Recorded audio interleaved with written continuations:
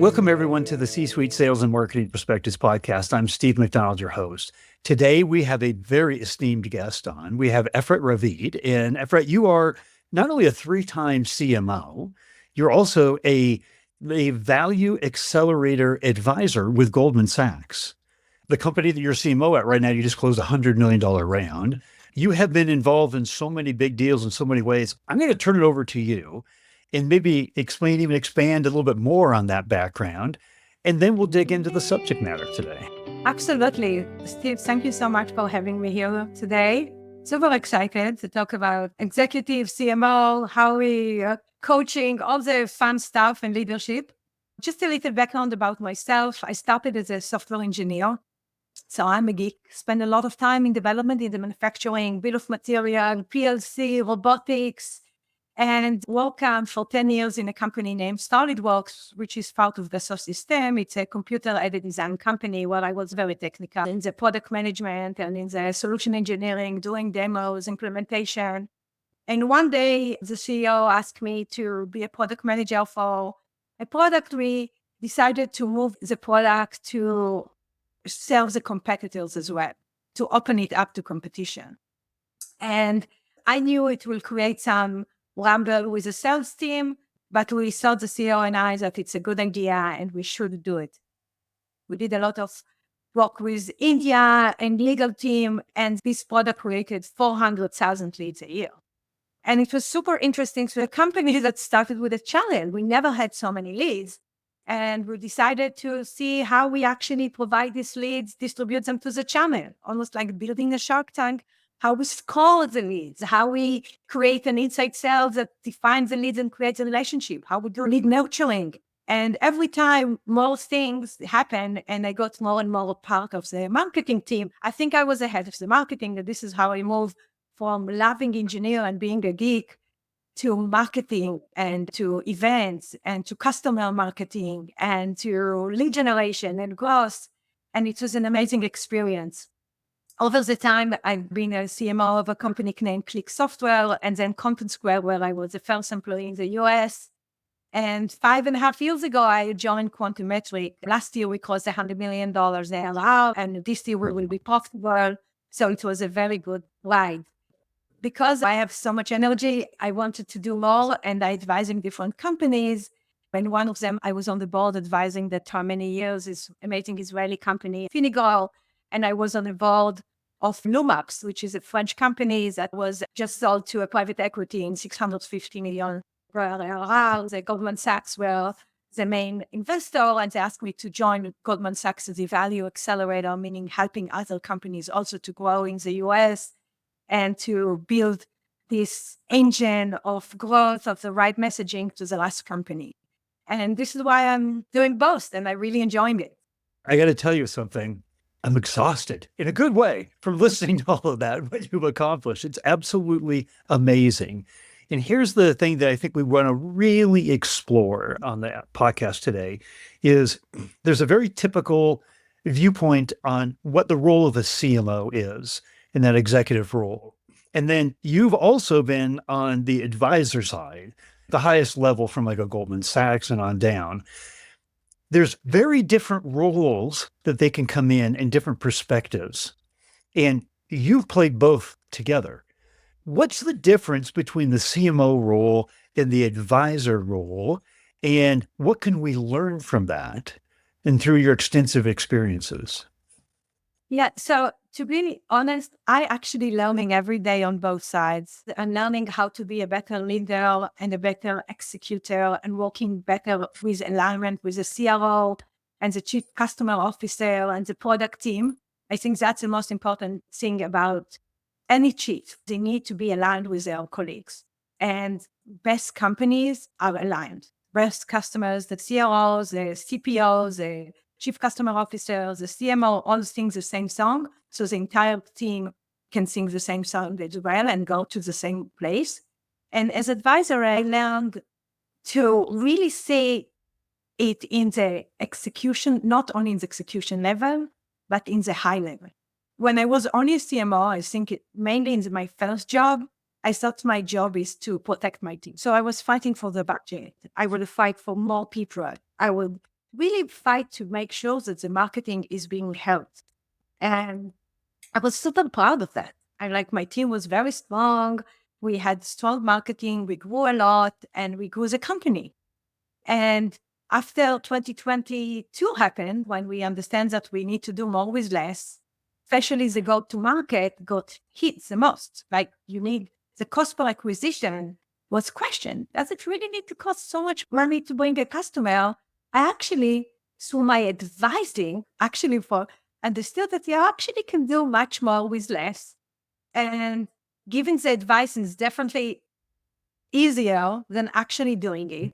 And I think because I have both hats, because not only I need to tell company, you need to learn how to save and you need to learn how to do more with less, and you need to do more to get the cost acquisition less.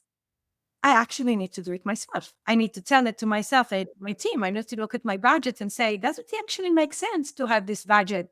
Can I do more than less? Can I have less people in the content team and still create a lot of content using Gen AI? Have less SDR team and actually bringing them to higher level with other tools? Can I help the sales team in places that are really struggling, moving the sales, the opportunity for stage 1 to close? Is it actually a marketing job? And if so, how can you attribute it to the marketing? So you explain the team and the sales team, this is what we have. So all these questions and the advice I give, I actually need to do myself. So it's make it on the one hand hard, on the other thing, much more reliable for me and for the teams I advise. It's interesting because I played a consultant role too, not like you have. You're very well versed in this, but you can see sometimes your client's eyes glazing over because as you're giving them recommendations, you could just see them thinking, how am I going to do that? How am I going to have the resources to do that? I don't have the time in my day already to do what I'm doing. So merging execution and advice. So one of the things that I want to ask, there's a difference really in the time pressures, the strategic goals, the decision-making challenges. I talk to a lot of CMOs, quite frankly, have an imposter syndrome. And they even say that. And they say, it's hard, Steve, to earn a seat at the table. They're an executive in the company now. And as an executive in the company, they have their CMO departmental role, but they are also now responsible for the long-term strategic growth of the business and where it's going. What I'm wondering is, what have you learned that you could talk to CMOs, give advice, and say, here's how you have a seat at the table. Here's how to establish your seat at the table, from playing both sides, the advisor and the CMO. Absolutely. So the power in the company is for 3 things, especially in SaaS companies. Let's talk in SaaS companies and then we can talk of different companies. But in SaaS companies, the power is in the product delivering and innovation. This is why the CPO has such a strong seat on the table. They bring the product. This is what we said. The teams that bring the money, the CRO, they bring the money. We all need to respect them. And the CMO many times look like, especially to the CFO, a cost item. We are like a liability. We have a cost. So how you bring your value. And I always say that there is only one way to bring the value. We are the head of marketing. Our job is to understand the market the best. Our job is to understand our customer the best. If we bring the voice of the customer to the table, then we have a seat in the table. It's not only the pipeline. Of course, we need to bring the pipeline. But to bring really good pipelines that will close, it's only if we understand the customer. CMO, in my opinion, need to spend at least 20% of the time with customers. They need to listen to the customer talking. You need to understand what they're saying. You need to understand to work with the sales team, not only with the C-level, but also with the AEs, and really listen to customer. I spend a lot of time with customer. I love my favorite part of my job is to be an executive sponsor for few accounts. I see it as a privilege to go to the QBR physically or on Zoom. I really enjoy talking to customers, to prospects, and to even prospects that I don't think will ever close, that maybe they're not prospects, to really understand the why. I love calling customers that we lost and understand the why, and not only read reports. I think that's our seat on the table, understand the market. Of course, you need to talk to analysts, Gartner and Forrester. Of course, you need to talk to internal people. Really have a reason to sit on the table is to understand the customers in a real way, in the deep way. I love it. I have about 5 questions I want to ask you from what you just said there. But the first one was, A, the voice of highest authority in any company is the customer. And there's too often, in my opinion, I want your opinion on this, there's nobody that's in charge of the voice of the customer, the insights. It's not sales. That's not their job. It's not customer success. It's not their job. The CMO departmentalized on marketing a lot of the time. There's too many companies, in my opinion, that don't have somebody that has taken on that mantle to say, I represent the voice of the highest authority in every decision we make. That's why, like, and Amazon has that empty chair policy, this empty chair that represents the customer in every meeting. As if the customer were sitting with us today, how would we be making decisions differently? I love that. But I also talked to literally this morning a CMO that said, I don't have the time, Steve, to do that. I don't have the time to spend. And you just said 20% of your time. There's not a CMO alive that says, I got a lot of time in my hands, Steve. What can I do with it? But you're recommending 20% of the time. What do you say to CMOs that don't see it as their job to be that voice of the customer or just don't have the time? So I don't know if it's okay to say, but I'm a big in sport. I really think that you need to start the day with at least 1 hour to do something, swimming in the ocean, running. So I'm really a huge believer on that. And people say, I don't have time. I have kids, I have my full-time job, and I don't have time. So my answer is wake up 1 hour early. So that's my answer. I think you just want to wake up 1 hour earlier to call customers. I really don't think there is excuses. I really don't think there is something more important than you can do that. Try to manage your time better. Try to cancel internal meetings. Make them half an hour, not an hour. I really think it's the most important thing we can do as CMOs, especially that we're responsible for messaging. I don't know any CMO that will say, I'm not responsible for the brand and for the message. How can we be responsible for the brand and message without getting the customer, voice of customer? And to be honest, it's all about the team we hire. There are a lot of key people in the team, but the most important team members are the product marketing. And the product marketing job is a VOC, the voice of the customer. Their job is to bring the product to the customers in the language of the customers. Their job is to understand the stories, the use cases of every small customer. Their job is a customer advisory board, managing the relationships there. Their job is to understand the user conference and the agenda. So every part of that forces them to spend a lot of time with the customers. Win-loss analysis. How can we do win-loss analysis without talking to customers? So I do think that the product marketing team responsible for the voice of the customer in a company. And once you have that, you own this team, it's part of your job to understand. And I'm all about outsourcing. I would outsource everything except of, I call it the brain, and the brain is a relationship with the customer. Even when we do a user conference, we decide to do everything internally. Every touch of that we have with the customers is internal people. Even the welcomes, the registration, the showing people where to go. I can hire very low wage people to help them. But I actually want my customer success, helping people sit down. I want them to ask them, how are you? I want them to say, hi, Steve, I know you're from this company. How are you today? So every relationship you can do with a customer, I highly recommend not to outsource. Everything else, as far as I'm concerned, can do a Gen AI or outsource. Let me ask you a question on this, because definitely there's a lot of differences, and I'm taking a little bit of a right turn here. But bottom line is, I was taking so many notes. You can probably see I was writing things down. I'm learning myself as we're going along here. This is fantastic. I know that there's companies that are watching right now and executives that are watching that are at startups, that are at mid-market companies, that are companies that are really growing and accelerating fast.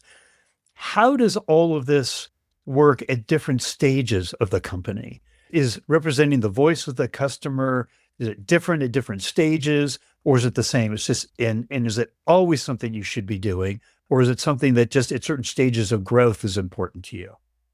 Yeah, so I'm sure, of course, it's different between the companies that have a very small team to companies that have a bigger team. The companies that they have established customer base and they know who they are selling to, a company that's just really learning who is the ICP, who is the ideal customer, and you need to spend more time.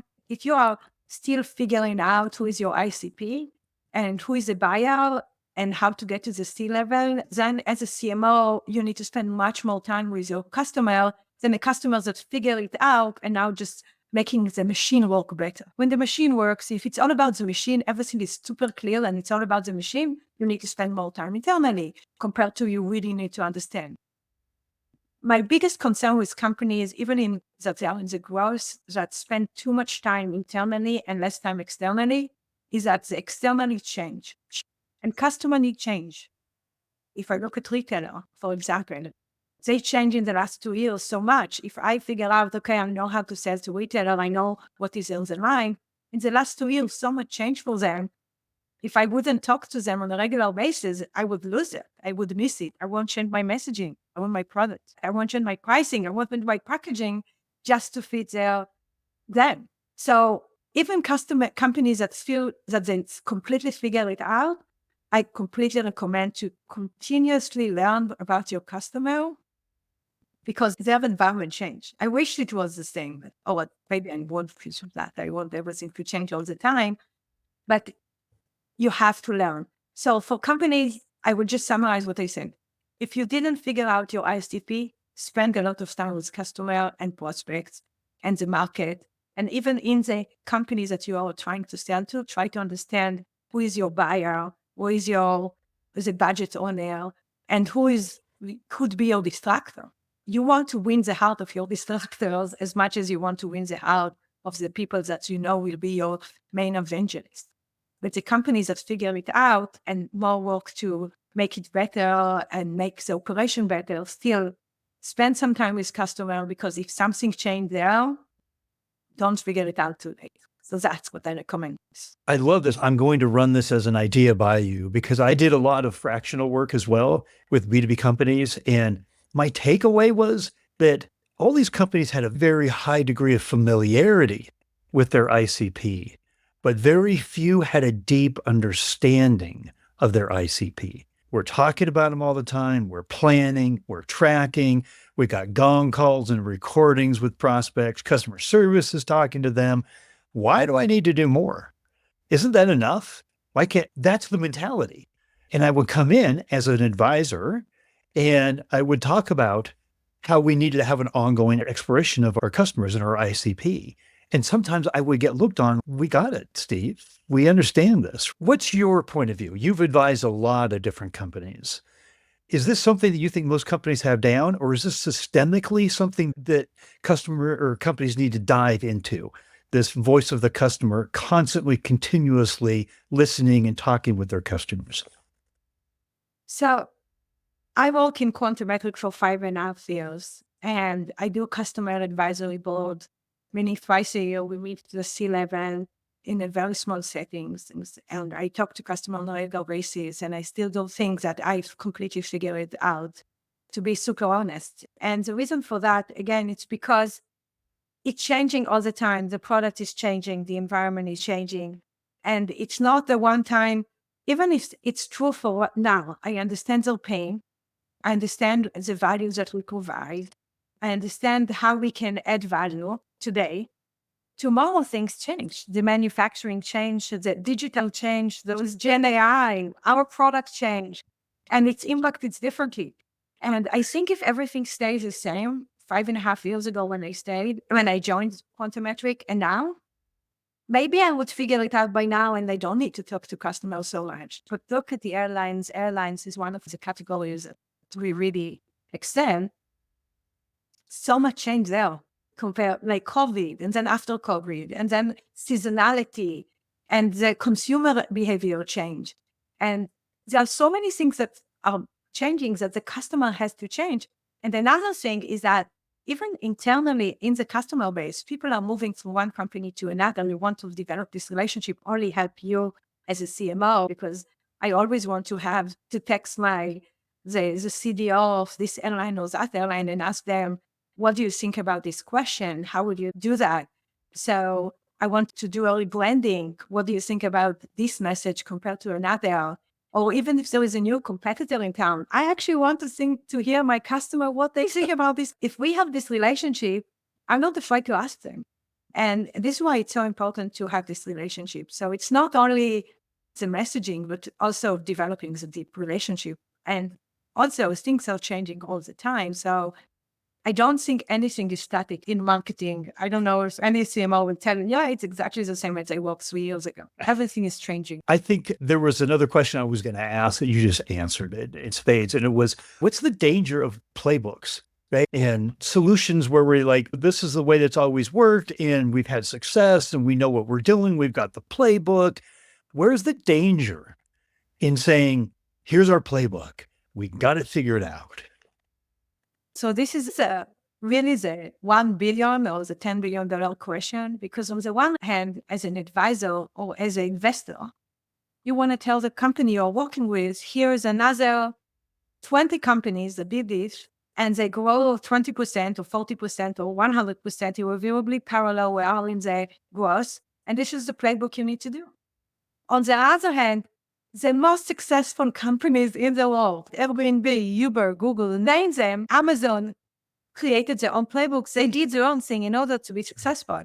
So who I am as an advisor to tell them, this is the only way, and follow it. It's almost like school. I want my kids to be creative and not follow every instruction in the school, because otherwise it will be exactly like everyone else. But if they won't follow them and they will fail, how can you help them? So I think knowing that what works and knowing the best practices is one thing. Understanding that it really, if every item that works for me, and if not, why, and if not, this is why I want to do it completely different. I think it's really something you need. I call it the business gut feeling. You have to have the business gut feeling of your business to know it deep enough to know that although it works for other companies, for me, it's not. And it can be even like in org chart. I saw many times the investor come with, this is an org chart that the SaaS company needs to have, but the best companies actually have something completely different. But so what? So you really need to be close to yourself and understand what works for you, for your company, and more importantly, for your customers, and what doesn't.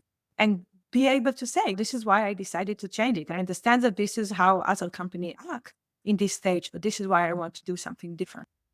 So I want to spend 2 hours. There's so many questions I have, but there was an area in a previous conversation we had that we started talking about addressing issues on churn and value creation, which seem like very different separate topics, churn and value creation.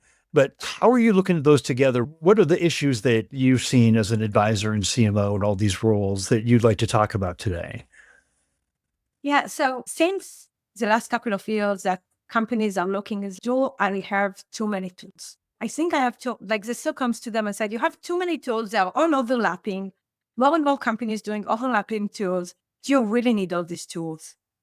So more and more SaaS companies feel that there is bigger churn than they have before, because you need more people to approve the POs, you need more people to approve your product, and you need to create value on a regular basis. Many companies, especially in SaaS companies, they say, marketing, your job is to create pipeline and to create growth. And the customer success team, your job is actually to create the retention. And working with Quantometric and working with so many other companies, I really can tell you that it's everyone job to make the customer happy and to make sure that the customer not only not churn, but get more value, buy more products, have more companies, users, product is very important. And the reason I'm saying that marketing job is actually to help the loyalty is because we can help the customer really realize the value. A lot of the value comes from the product most of the time, but it's not obvious that every user know what they need to do. So marketing can help educate different users how to use the product. They can show them what's the value. They can create the community. When you meet other people use your product, you can think about other ideas how to use a product and get more value. Sometimes their job is not to use your product. Their job is to create their own budget, their own company. And your job is to explain how your product helps them to do it on a regular basis. And we do it with once a year user conference. We do it with a lot of once a month Zoom meetings that our customers share how they use the product and get more value. We use it with talking to them on a regular basis and have the quad that they can talk to each other and ask questions to the product team and so on, and really find the way that it's a we problem and not only customer success. And of course, the regular communication to the customer. The worst thing that an organization can do is a month before the renewal, call a customer and say, it's your time to renew. That's the worst thing we can do. I think we need to be in touch on a regular basis and really show the value on a regular basis. Some of the products are mission critical. If you are a successful salesperson, you're super lucky. But most companies, most SaaS solution, it's an added value that they probably can live without you. It's difficult. There's a lot of people that use it, but they probably can live without you. How do you make it that they can't live without you? That's a most important question, I think. Marketeer and the customer success. Again, want to talk for 2 hours, but here's what I want to do. I want to ask you to distill down everything that we've talked about. And if there was one thing that you wanted people to take away from our conversation here today, what would that be? So I won't say listen to the customer and have the voice of the customer, because this is everyone tells you. I think find a realistic way that it works for you and the team to be part of the listening and bring what you learn from the customer to every part of the operation, part of the organization, in marketing, in sales, and customer success. And make sure that it's not only a marketing problem or just a customer success problem or just product problem or just a sales problem. It's a we all success in the company, and then alignment is super important. I will reiterate that I've done a series of 7 different podcasts on why do B2B CMOs fail so quickly. The lack of alignment with the other C-suite, and specifically the CRO, but with the CFO, with the CEO. I've even interviewed CEOs and asked, what do you think is the most important role of a CMO? And I get such diverse, different answers. It's incredible. The lack of alignment is absolutely true and alive and one of the biggest issues in companies today. So I love that answer. If you could tell me everything you've done in your career, all major accomplishments, what are you most proud of? So it's actually something that came up 6 months ago. I was in New York City, and my daughter, who is 19, and she's a college student, came with me. She had a week off. We went there for a celebration in NASDAQ for the 100 million ARR. And in the evening, a group of women early on in their career asked me to come and speak to them. And I asked my daughter, do you want to join me? And of course, she joined me. One of the women that was pregnant asked me, so Efrat, how do you balance all of it? How do you balance a career? And I have 3 kids. How do you actually succeed to balance it? And more importantly, how your kids feel about it, because I'm traveling a lot, and I think I travel between 25 to 50% for the last 25 years. And the question is, how do you do it? And I told them that I don't really succeed to do a really good balance. I cannot tell you I'm doing an excellent job there, but I never ask my kids how they feel about it. But my daughter is in the audience. So I asked Danielle, how do you feel?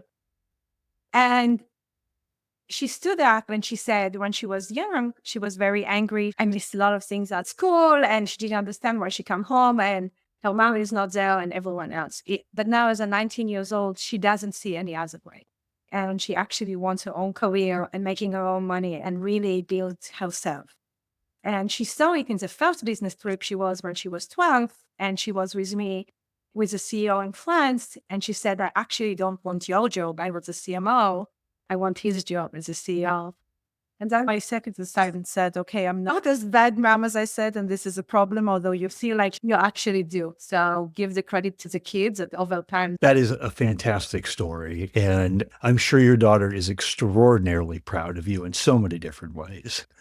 I can pretty much guarantee that people are going to have questions. So would it be appropriate that I maybe gave out a link to your profile on LinkedIn so people could reach out to you?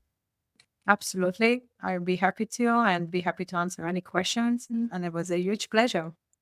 Thank you, Efrat, for coming on. And the opportunity to learn from somebody that's had your experience is just phenomenal. So thank you for coming on the podcast today.